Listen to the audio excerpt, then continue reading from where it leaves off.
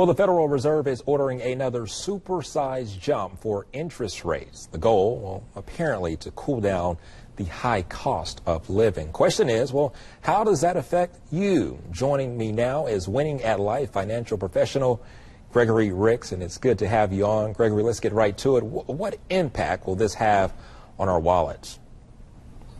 Well, Josh, it is going to impact us some. Like if you have a credit card balance, yeah, interest rates are probably going up. If you pay off your bills month to month, you're probably not going to see any impact on that.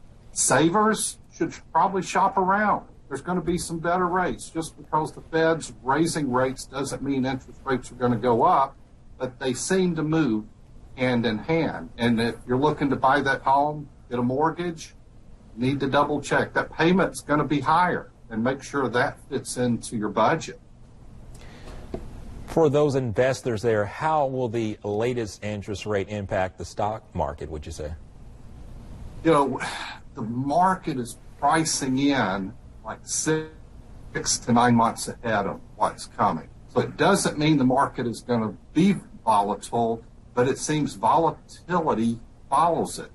We're expecting the Fed rate, they're signaling to get to 4.6% next year. So we've got another 1.75 as much coming, and a quarter point next year. They want to get inflation down to 2%. So volatility is going to be with us for a while. We always tell our clients a good investment plan doesn't, utilizing a good plan so when there's short-term volatility does not impact a long-term plan. And that's what you invest for, is the long term, and to be diversified and not have too much money in risk. We like momentum and having a rotation where investments move in your favor. Well, as always, we appreciate your expertise, but can you explain to us how raising interest rates actually help the economy? Just nuts and bolts there. Well, here's the thing about it is interest rates aren't going to reduce inflation. It's reducing the money supply. So increasing interest rates, they're wanting to slow down borrowing. They want to slow down businesses from borrowing money. They want to slow down consumer spending and borrowing money. That's probably going to lead to a recession. First Trust expects us to reach a recession end of this year and fall into the beginning of next year.